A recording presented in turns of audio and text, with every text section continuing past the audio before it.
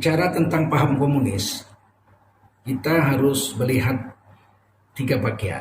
Yang pertama bagian awal berdirinya.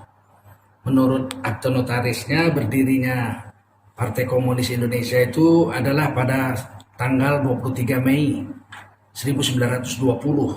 Meskipun tahun 1914 sudah dibawa oleh Stiflin. Tapi resminya itu berdiri pada tanggal 23 Mei 1920. Artinya pada tanggal 23 Mei kemarin, Lebaran Idul Fitri, itu adalah ulang tahun Partai Komunis Indonesia yang ke-100. Yaitu pada tanggal 23 Mei 2020.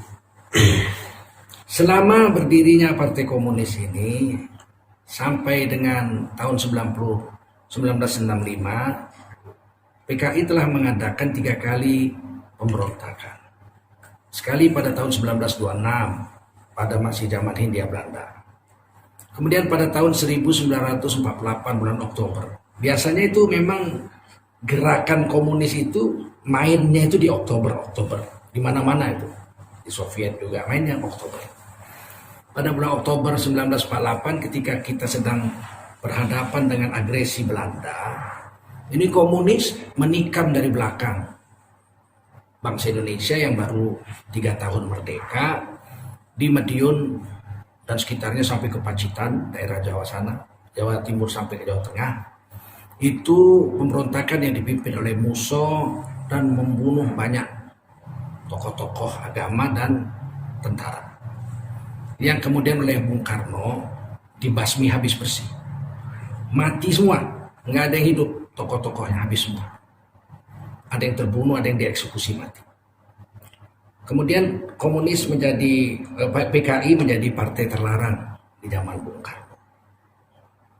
Tetapi menjelang pemilu pertama 1955, tokoh-tokoh PKI muda, DN Aidit dan kawan-kawan menghadap Bung Karno di rumah Bung Karno di Pegangsaan Timur. Entah bagaimana dialog dengan Bung Karno, kemudian berhasil meyakinkan Bung Karno untuk mencabut larangan. Sehingga Partai Komunis Indonesia boleh ikut pemilu pertama tahun 1955. Bayangkan 1948 ditumpas habis. 7 tahun kemudian 1955 PKI ikut pemilu pertama. Partai Komunis ini berhasil mendudukkan diri sebagai pemenang 4 pada konstituante. Menang pertama Partai Nasionalis Indonesia. Partai Nasionalis Indonesia pimpinan Bung Karno dengan 58 kursi konstituante. Pemenang pertama juga atau pemenang kedua sama kursinya, yaitu Majelis Syuro Indonesia Masyumi dengan 58 kursi konstituante. Ini partai yang didirikan oleh ulama-ulama, khususnya pimpinan Yai Hashim Asy'ari, pendiri Nahdlatul Ulama, 3 minggu setelah Indonesia merdeka pada tanggal 7 sampai 9 September 1945. Waktu itu Kongres Umat Islam pertama di Jogja diputuskan membuat partai politik Islam satu-satunya itu 3 minggu setelah Indonesia merdeka, yaitu Majelis Syuro Indonesia, tidak boleh ada partai lain. Itu keputusan tahun 45. Sayangnya kan Bung Karno tidak bisa buat pemilu selama 10 tahun, baru bisa dibuat 1955 karena terus kerusuhan, agresi Belanda, agresi 1, agresi 2, pemberontakan di daerah-daerah. Kemudian baru bisa pada tahun 1955 dan PKI berhasil itu. 7 tahun aja setelah dibasmi di Madiun tahun 48 berhasil mendudukkan diri menjadi peserta pemilu, dan pemenang ketiga waktu itu adalah Partai NU. Meskipun Kongres Umat Islam memutuskan, Yai Hashim Asy'ari pendiri NU mengatakan tidak boleh ada partai Islam selain Masyumi, nyatanya ketika menjelang pemilu itu tokoh-tokoh NU pergi haji bersama Bung Karno. Entah apa terjadi lobby di sana, pulang dari Mekah, pulang haji, tokoh-tokoh NU membuat partai sendiri. Partai NU keluar dari Masyumi dan berhasil mendudukkan pemenang ketiga dengan 30 kursi konstituante. Kemudian PKI dengan 28 kursi konstituante. Jadi mereka itu walau dibasmi tahun 48, 7 tahun kemudian sudah berhasil juara 4 dalam pemilihan pertama, pemilu pertama tahun 1955. Nah, kemudian kita lihat tidak berhasil membuat undang-undang dasar yang permanen, sebab waktu itu undang-undang 45 dianggap sebagai undang-undang dasar sementara tanda kutip. Tidak berhasil selama 4 tahun. Wah, itu bergumul terus, tidak mendapatkan suara yang mayoritas. Ketika dibuat Undang-Undang Dasar Islam oleh Masyumi, diveto oleh PKI, diveto oleh PNI waktu itu nggak berhasil. Sampailah 1959. Sudah ada sepakat sebetulnya Maret 1960 masa akhir konstituante akan dibuat itu draft Undang-Undang Dasarnya itu. Tapi keburu Bung Karno mengeluarkan dekret presiden 5 Juli 1959, kemudian membubarkan konstituante, kemudian Bung Karno jadi presiden tanpa konstituante. Jadi MPR itu waktu itu dibubarkan oleh Bung Karno. Pada tahun 1960 itu kemudian terjadi pergumulan politik yang begitu dahsyat. Bung Karno mengeluarkan kebijaksanaan Nasakom, nasionalis, agama, dan komunis. Waktu itu yang mendukung Nasakom adalah yang pertama nasionalis. Kelompok nasionalis diwakili oleh Partai Nasionalis Indonesia, pimpinan Bung Karno. Kemudian agama, nasionalis agama. Agama itu diwakili oleh Partai NU. NU bersedia duduk di Nasakom bersama PKI. Ya, bersama komnya itu diwakili oleh PKI, partainya DNID. Jadi Nasakom itu PNI yang mendukung Partai NU, dan yang ketiga adalah Partai PKI pimpinan DNID. Masyumi menolak, dan resikonya kemudian Masyumi ini disingkirkan dari panggung politik Indonesia dan kemudian dibubarkan oleh Bung Karno pada tahun 1960. Pada saat itu pengaruh PKI luar biasa. Ulama-ulama yang tidak ulama NU itu ditangkap. Buya Hamka, Syekh Isa Ansori, kemudian Muhammad Nasir, pimpinan Masyumi. Di Medan itu pimpinan Masyuminya Syekh paling berpengaruh, Syekh Arsyad Talib Lubis, penjara. Jadi seluruh Indonesia itu ulama-ulama yang bukan NU itu dianggap anti Nasakom, yang ditangkapi. Dan memang tidak diadili, tangkap aja. Buya Hamka hampir 2 tahun. Menurut adik sepupu Buya Hamka, Buya Bakhtiar yang tinggal dengan bapak saya, yang mengansankan saya waktu saya lahir, anaknya kolonel namanya Buyung, itu orang dekat Bung Karno, intelijen Bung Karno, membolehkan Pak Bakhtiar ini, Buya Bakhtiar, melihat Buya Hamka di penjara, sempat minum kencing. Buya Hamka sempat minum kencing di penjara. Karena begitulah memang parah, tapi tidak pernah diadili, apa salahnya, pokoknya tangkap. Sampai puncaknya Oktober, memang biasanya itu Oktober, gerakan 1 Oktober kan tengah malam, 30 September tengah malam, sudah 1 Oktober. Memang gerakan komunis itu Oktober, di mana-mana begitu. Dan Bung Karno menyebutnya Gestop, gerakan 1 Oktober. Itu diculiklah Panglima Menpangat, Menteri Angkatan Darat waktu itu dibunuh, Jenderal Ayani, dengan asisten-asistennya. Kalau kita lihat deputi Menpangat itu ada 3, deputinya Ayani, Jenderal Ayani itu 3, deputi 1 Mursyid. Ini aman, ini nggak kena, nih nggak dibunuh. Tapi Mayor Jenderal Suprapto, deputi Menpangat 2 dengan deputi Menpangat 3, yaitu MT Haryono, itu dibunuh PKI, diculik oleh orang yang menamakan PKI, sebetulnya orang-orang Cakrawirawa pas Pampres waktu itu, orang dekat Soekarno, yaitu Letnan Kolonel Untung, diculik.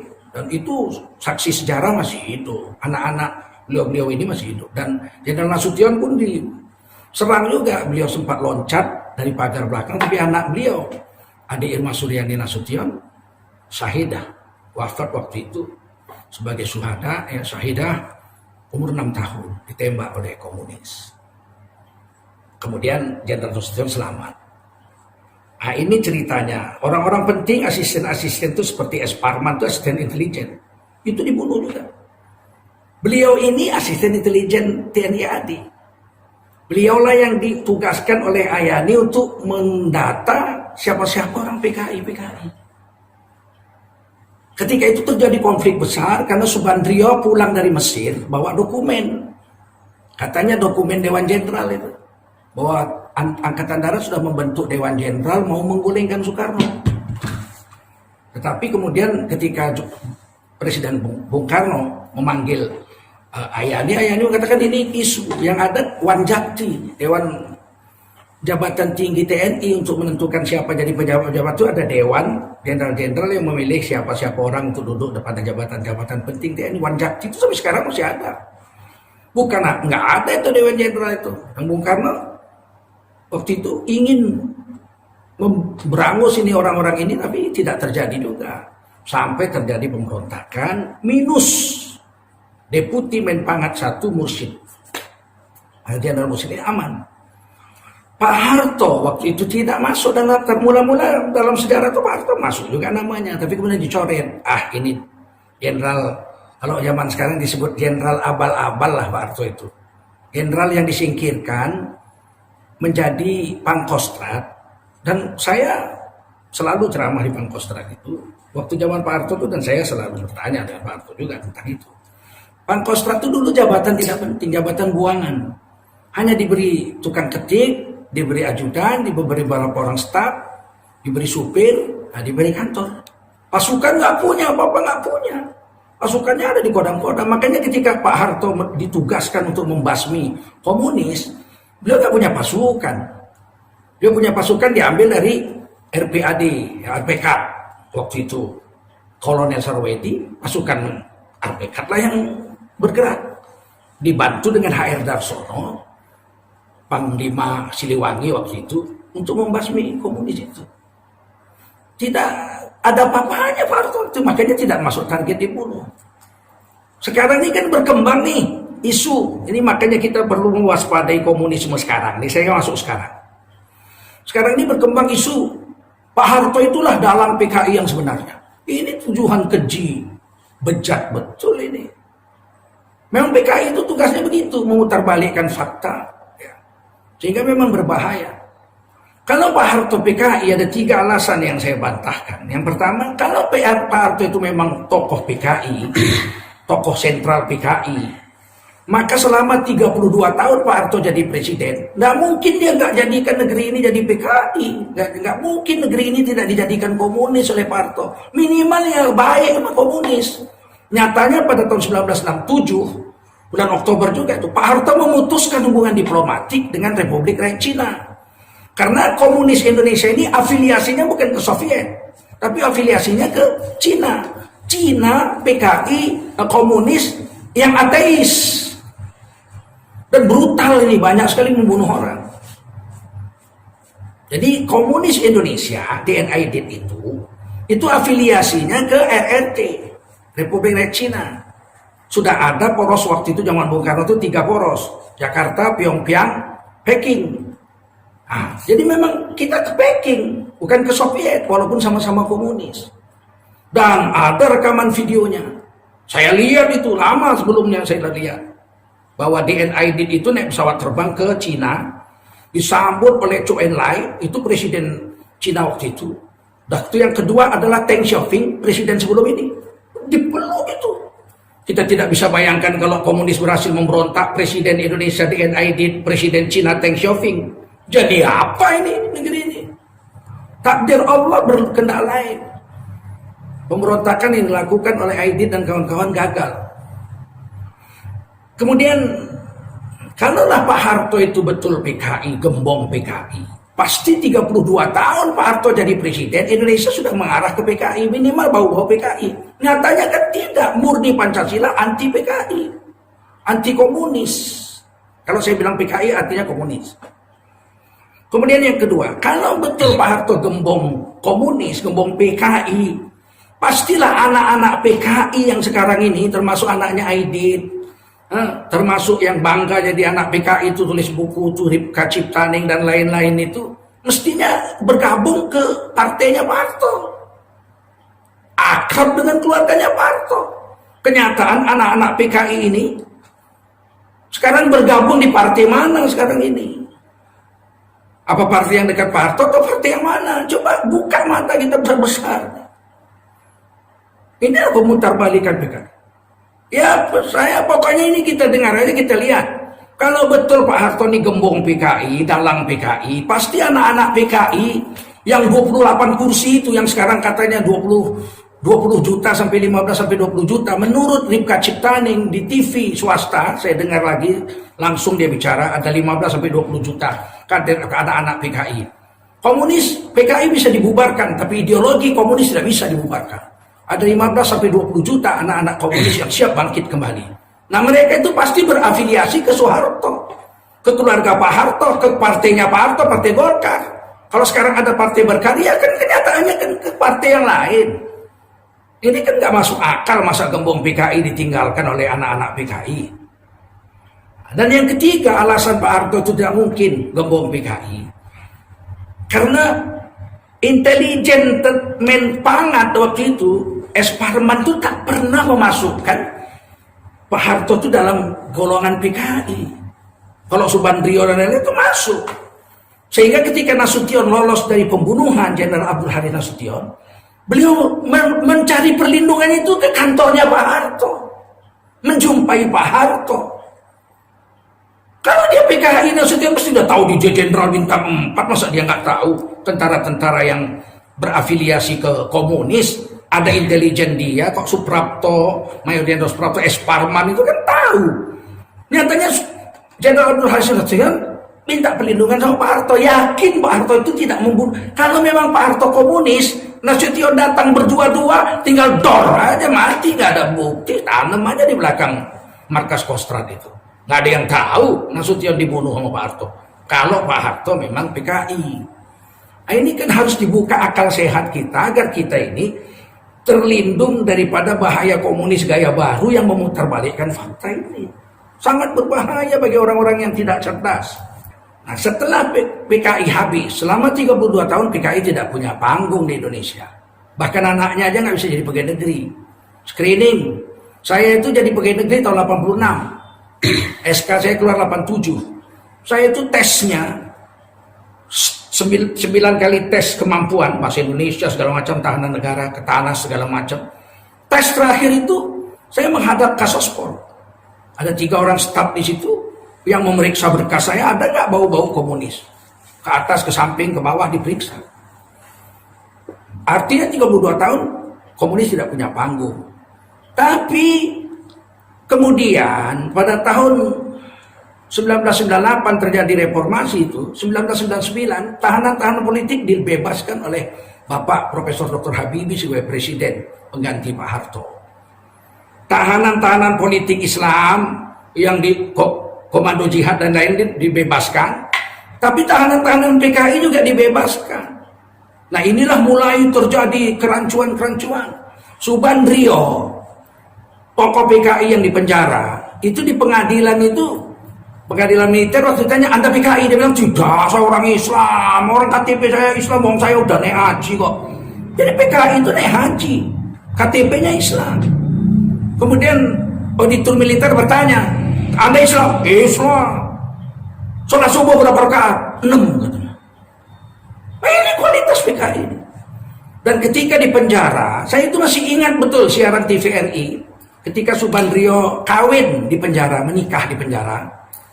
Ya, di Cipinang penjara kawin, disiarkan di TVRI. Saya melihat itu siaran langsung itu. Diwawancara, dia bilang apa? Saya itu bersyukur, alhamdulillah. Saya masuk penjara itu ya jadinya saya ngerti agama. Kalau saya dulu mati dulu masuk neraka loh. Begitu kayak ngomongnya begitu. Alhamdulillah saya masuk penjara, saya belajar ngaji, udah bisa baca Quran. Dan sekarang saya menikah, ya saya itu bersyukur bisa belajar agama, dulu nggak tahu agama. Tobatlah kira-kira begitu. Begitu keluar dari penjara ngarang buku bahwa PKI itu korban, bukan pelaku pemberontakan. Nah, saya pernah berdialog dengan Abang Anda AM Fatwa yang ketika itu di penjara juga. Di zaman Orde Baru, beliau sempat berbicara dengan Kamaruzzaman, ya, salah satu pentolan PKI, dan mengatakan memang PKI memberontak. Kamaruzzaman itu mengatakan iya. Padahal dia nggak setuju, nunggu sebentar lagi, belum mateng, tapi Aidit waktu itu nggak sabar melakukan pemberontakan itu, dan akhirnya habis, gagal pemberontakan itu. Terakhir saya ingin sampaikan bahwa PKI itu memang komunis itu yang berontak adalah dari buku yang dikarang oleh Manai Sofyan, ya, siapa menabur angin akan menuai badai. Ini orang tua kandung dari Sofwan Sofyan, anggota DPR RI dari fraksi PDI yang wafat ketimpa motor gede waktu jalan naik motor gede ke Jawa. Jadi Manai Sofyan menulis satu buku, Siapa Menabur Angin Menuai Badai. Di situ dia ceritakan bahwa setelah PKI memberontak dan menguasai RRI, Letnan Kolonel Untung itu membuat pengumuman propaganda. Jadi dari dulu itu sudah ada memang propaganda PKI ini, komunis ini. Apa yang dia umumkan di dalam buku Manai Sofyan itu, dan bapak saya memang ceritakan pada saya itu dari siaran radio RRI. Begini ceritanya. Untung mengumumkan bahwa Dewan Revolusi telah menguasai RRI, menguasai negara Indonesia, maka didukung oleh tokoh-tokoh agama dan tokoh-tokoh nasional. Di antaranya Ria Kudu, Brigadir Jenderal Ria Kudu dari Lampung.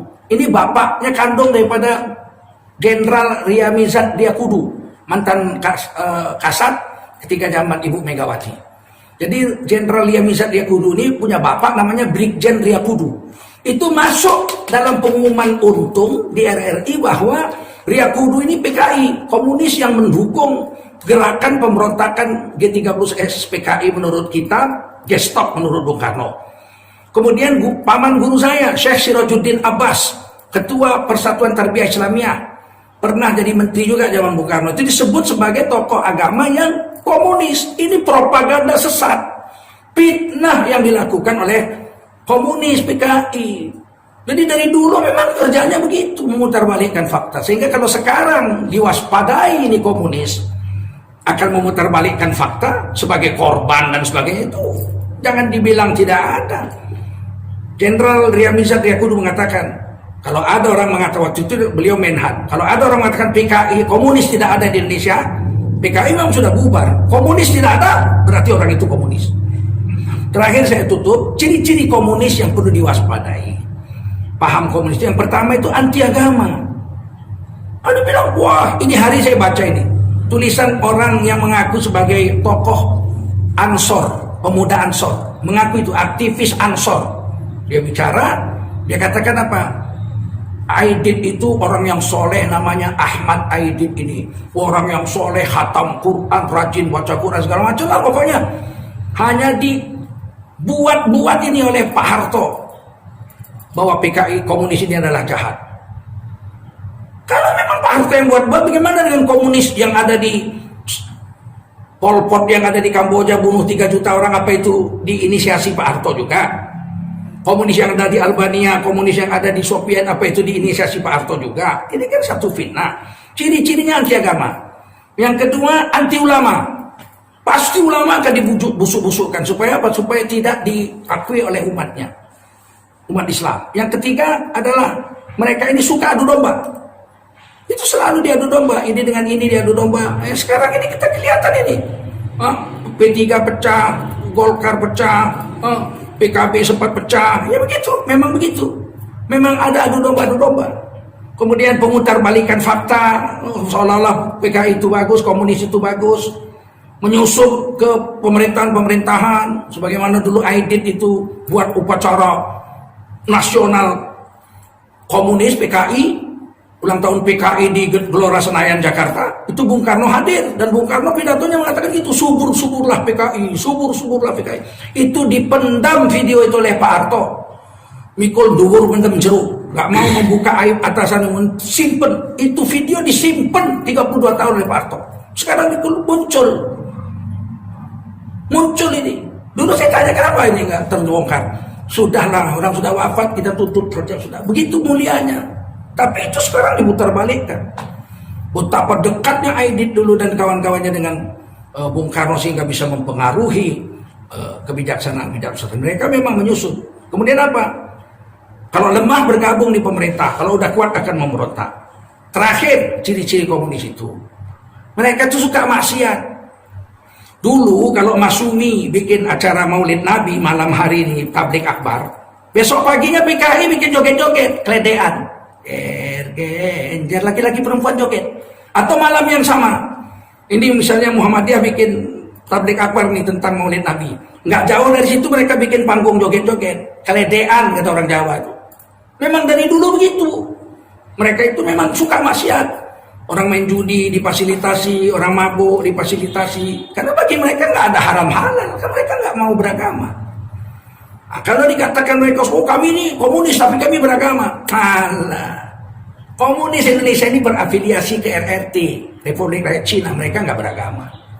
Makanya nggak heran kalau ada tokoh-tokoh Indonesia sekarang yang nggak percaya hari kiamat. Hari kiamat itu dongeng-dongeng aja gitu. Itu hanya ramalan-ramalan saja. Udah kelihatan mereka nggak suka agama. Nah, ini aja saya pikir maka kita wajib mewaspadai bahaya komunis. Sebab 7 yang saya sebutkan itu anti agama, anti ulama, suka adu domba, pemutarbalikan fakta, menyusup kemana-mana. Kalau lemah bergantung pada pemerintah, kalau kuat memberontak. Yang ke-7 mereka suka kepada maksiat-maksiat. Alangkah bahayanya Indonesia yang berdasar ketuhanan Maha Esa, yang menjamin tiap-tiap warga negara untuk memeluk agama dan menjalankan agamanya 100%. Kalau ada satu kekuatan yang anti agama dan komunisme ini. Dan alhamdulillah TAP MPRS nomor 25 masih berlaku sampai sekarang.